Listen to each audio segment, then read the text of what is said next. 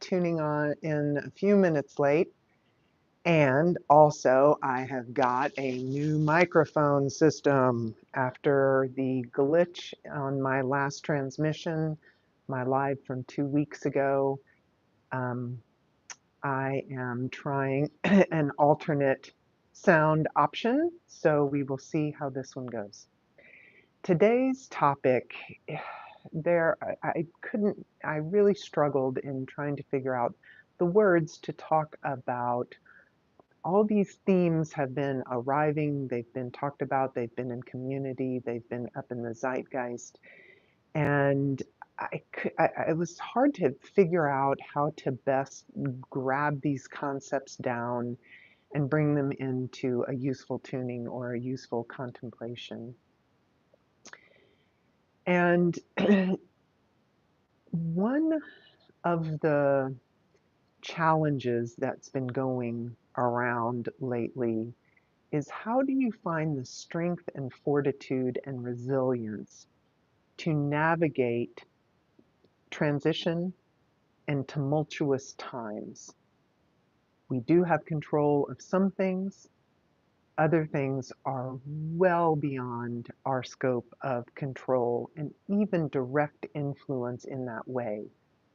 But we still have to live through it, and we still have to maintain agency in our own day-to-day lives, and agency to remember that we have agency in our systems, and that is cultivated and crafted.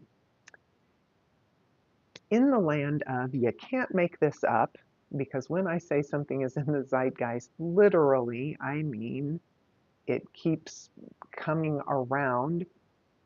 In one of my yoga classes this past weekend, the teacher read a poem called Good Timber, and I have printed it out, and I would like to read at least one stanza, if not a couple of them. My yoga teacher led with the third stanza of a 4-stanza poem, Good Timber. Good Timber. Good timber does not grow with ease. The stronger the wind, the stronger the trees. The further the sky, the greater the length. The more the storm, the more the strength.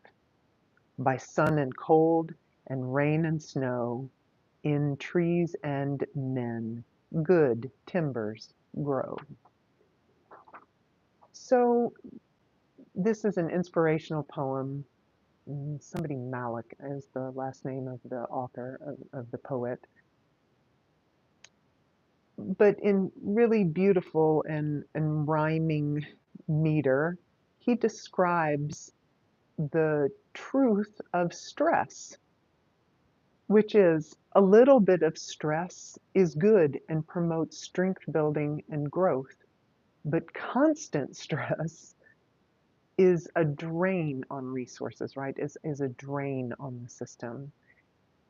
But if if if we're never tested, and if little things, like a growing tree, if little things don't buffet us a little bit, like a breeze and a wind or the change in temperatures, then how is the tree going to grow strong if it's never tested? That's sort of concept number one. Concept number two was, I was in a deep discussion in community with the concept of, what does earnesty mean? To approach something with earnestness, to earnestly apply one's self to a thing. What does that even mean? And it was interesting, because I will share with you my concept of what being earnest means, but it was interesting to hear the people describe what they thought it meant, because the two people who shared about it, for them, the concept of the way that they were imagining being earnest in their systems, they really had this like inner critic part of earnestness. Well, if I earnestly, eat right, that means I will only eat broccoli. And like, yeah, I'll never eat processed sugar or a processed food stuff or, something like that.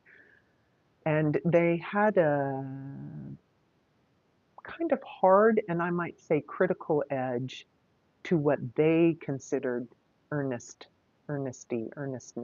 to be in their system. I, on the other hand, and I said this in the conversation, I have kind of a softer edge of my concept of being earnest. For me, if I earnestly make the commitment to eat better, that doesn't mean I'm not going to have a cookie or some ice cream, right? It just means I'm earnestly noticing this in my life. I am holding it as a priority. I'll have goals and things that I try on a given week or a given day. And I'm earnest in that I remember it's on the front burner, it's on my mind, I'm applying myself, but the process has more wiggle room to it in in the way I see earnesty. One of my colleagues in this conversation also said that for her, earnesty had honesty baked into it, that it embedded in being earnest was a sense of being honest and really honest to self, right? Yes, I earnestly want to eat better. I mean, I'm just using this as an example. I earnestly want to eat better, but I honestly am going to do pretty well today. And, I had some processed food or I had junk food or whatever. Okay. You can honestly assess whether you made your mark or not. And to be earnestly showing up to that, you have to be able to be self-honest. And in that way, I very much agreed with her. That resonated with me. And then the very last concept, and then I will get into the tuning, is is really around commitment. And what does that mean? I don't necessarily mean like a committed relationship or committing to the ambition of growing your career. I mean, a little bit to that, but like it's really about the sense, right? The bigger, the broader, the deep form of commitment isn't making an external promise to somebody outside of the self. The commitment, if you say, for instance, in a marriage commitment, I promise to love you till death do us part, and I promise to be faithful to you. Those words are coming out of your mouth to another person. We culturally say, oh, that's the commitment. No, I argue no. The commitment isn't the promise that you made to the other person. The commitment is inside of yourself. I commit to always showing up in this way to this relationship, to this person. I am doing this, right? It's always an inside job. Everything is an inside job. So with that,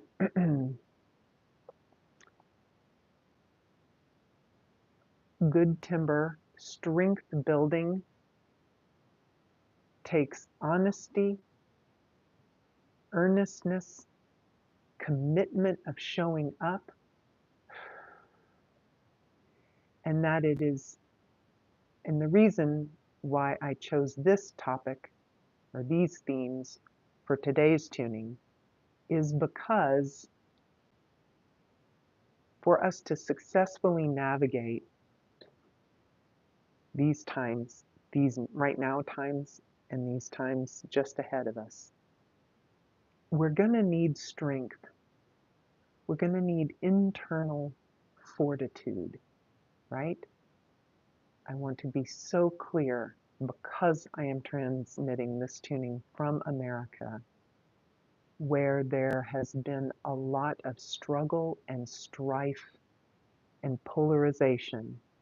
I want to be so clear that fortitude and strength is not, I want to fortify myself to fight against anything. This is not the kind of strength I am referring to. The kind of strength that I am focusing on, transmitting, tuning into, contemplating, and cultivating is inner fortitude for resilience, for being grounded, for remaining true to your values, not fighting them,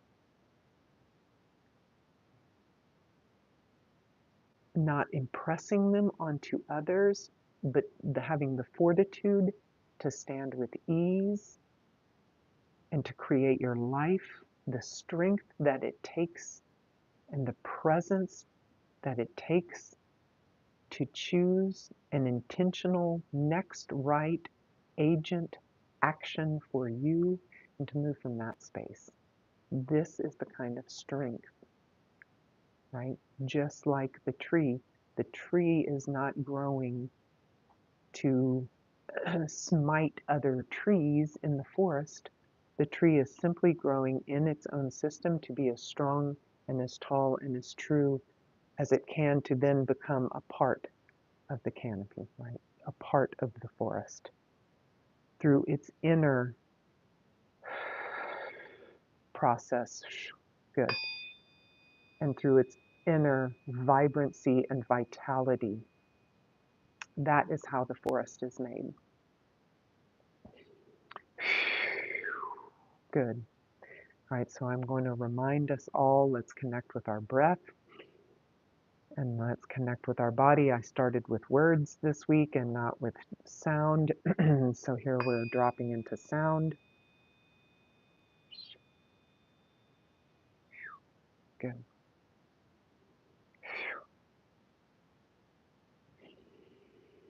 And really connect with your breath, right? So much of what we think, so many of these concepts, right? I did lead with the head here. So now let's breathe. And as we inhale and really feel the air coming in, I got my morning rainbows refracting across my face. As we breathe in, really imagine like the cool sip of air from your sinuses going down up through your sinuses, right? Then down the back of your throat, down through your airways, into your lungs. And in that little sort of fishhook arc, let's go from our conceptual thinking mind. And wow, yeah, okay, I could feel that. And just arrive into our present selves. Move past the tension in the shoulders and the neck. Wow, I could feel that.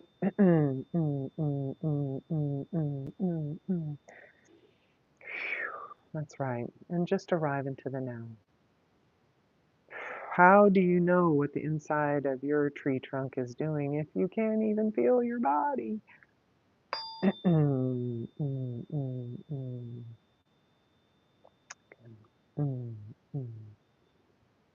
How can you honestly know what's needed? How can you honestly assess and get your needs met if you can't feel what they are, right? So,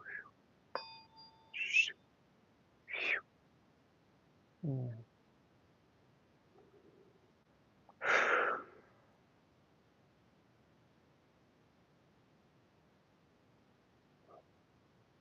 Wow, there is this really strong sense of, it's almost like, it's almost like we're trying to wedge our bodies into these little seeds, and then like the Jetsons, we get to then just let's compress, like let's dampen down all the signals of my body, and then let me just be this floating head, you know, zipping around, right? But no, that does not good timber grow, friends. That's not going to work. We have well passed the point of diminishing returns on that whole thought form. Let me think my way through this. No, body, body always has to come along. Oh, people talk about the division between the head and the heart. Can't be done. Like, y'all, as much as I try, I've done some yoga. As much as I try, I can't separate my head from my body. It's one system, y'all. We're connected. Why are we saying that there's a division there? It can't be. It can't be. We create it by these misaligned thoughts, but it's never really been true because it can't be done. If one successfully separates, well, we do know that from French history and the guillotine. When you do successfully actually make a division between your head and your heart, that is the end of the story. So anything else is a lie. Yeah, yeah. Wow, that resonated. That's right. It's okay for it all to be together. Yes, we get to think. Yes, we get to feel. Put all that together. It's just like a Reese's peanut butter cup. Two great tastes that go great together. They are together. Good. Hmm. And then to make full and earnest commitments to ourselves, whatever you're trying to do, right? Whatever your growth edge is, if it's improving your finances, if it's improving your relationships, if it's improving your physical health, if it is finally tackling addictions, if it's finally attacking depression, if this is where your growth is, edge is, it will take full commitment and a deeply earnest and ongoing approach to pull it off, to grow strong.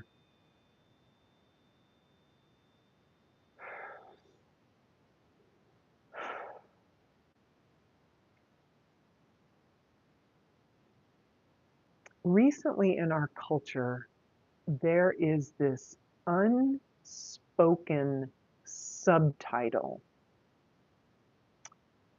that's fucking us up. There, I said it. And the unspoken subtitle is, if I do really good, if I'm successful, if I'm a winner, that means everything's going to be easy.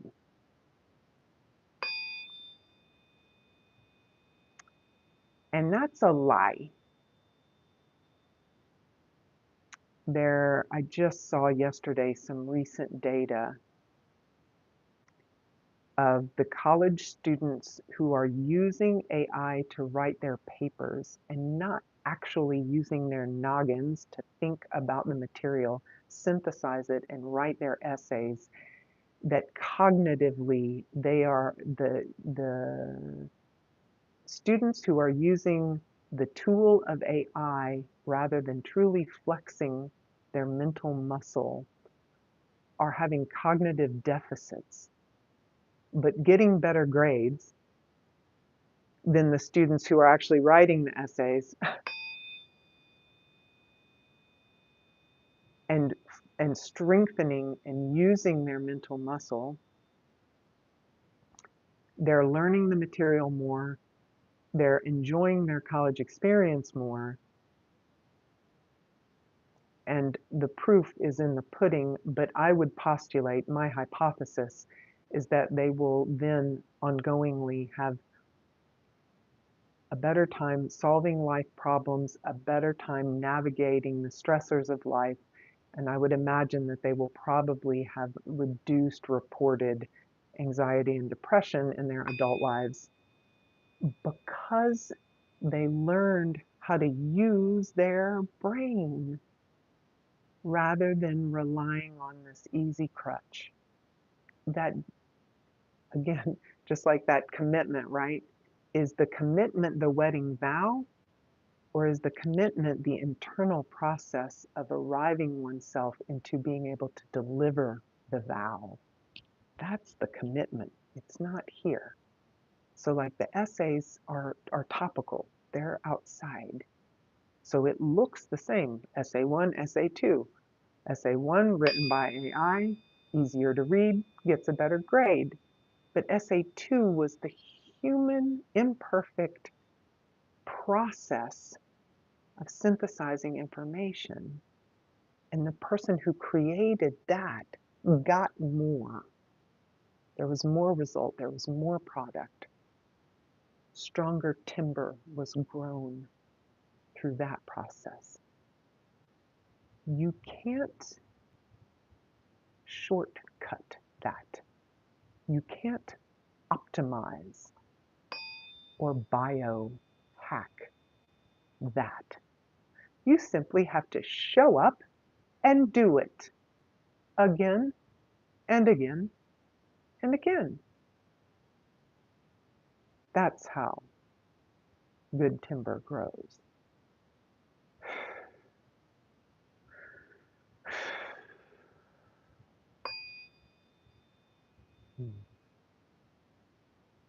Okay, good.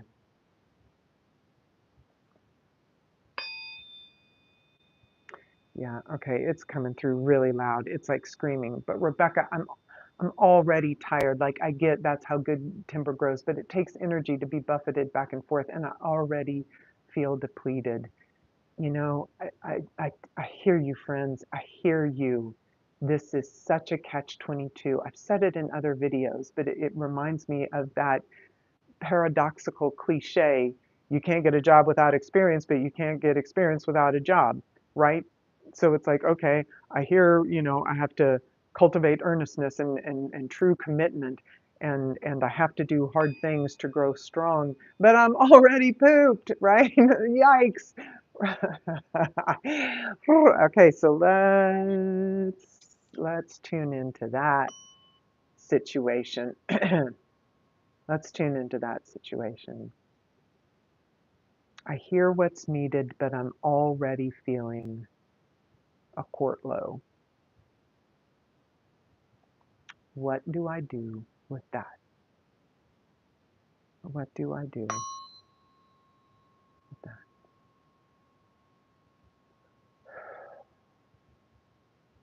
Wow. Wow. Wow. Okay. What is coming up is you start that softly. Yeah. No, nobody liked that. Ha ha ha ha ha ha. Well, I'm sorry, folks. Yeah, it's like, no, nobody liked that. That's funny. Start softly. The smallest little increment.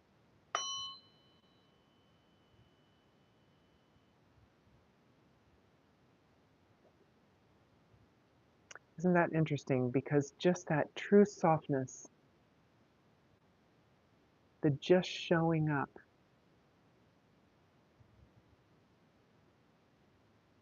you know, in the yoga world, in the yoga community, we talk a lot about home practice and what our yoga practice is, and the practice on the mat and the practice off the mat. I wish I could have a megaphone and shout this from every mountaintop. Just showing up is earnesty. You've begun considering it, just considering it. That means that you have just shown up to your practice off the mat. You show up to the mat and realize you're exhausted and you're not going to make it through class, and you roll up your mat and drive home. You know what? You went to yoga that day. That counts. If that's all you have, if you are feeling such a quart low right now, that's what the beginning of earnest commitment looks like for you, that's it. Win. Check. Y'all, you did it. That works. That counts.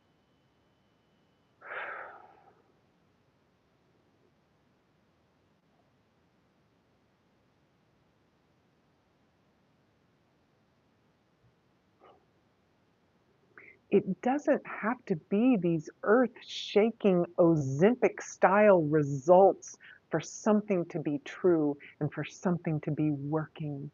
Tiny, incremental. If you think of the fibers of a tree, right? Okay, so I'm transmitting from Atlanta, Georgia.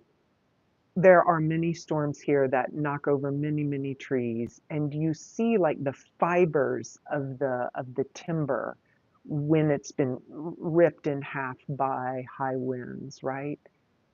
So if you think, how thick is a strand of a fiber of a trunk of a tree, right? What is that? Okay, that's a little tiny, that's showing up to the mat. That's starting honest commitment, right? That's what that looks like, just one fiber at a time. That's progress. That's a win. That builds strength. That is strength. That is strength. Wow. Correct. Correct.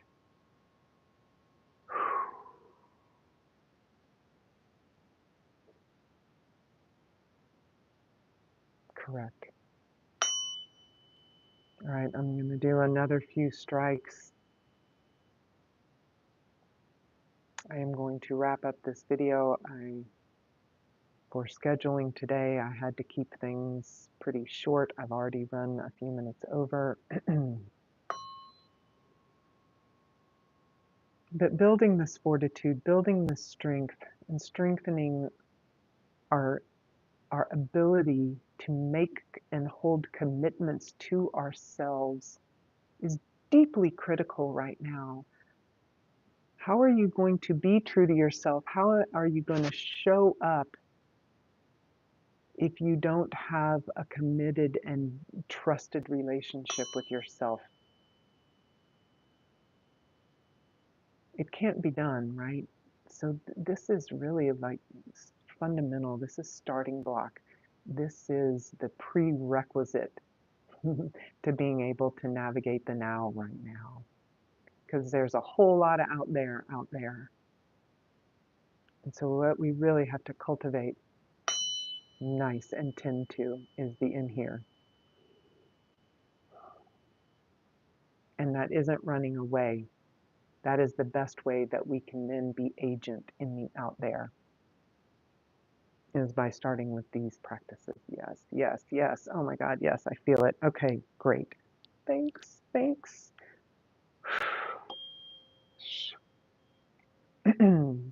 Please like and share this video. Please subscribe to my channel, RebeccaCarner.com, for more information about who I am, what I do,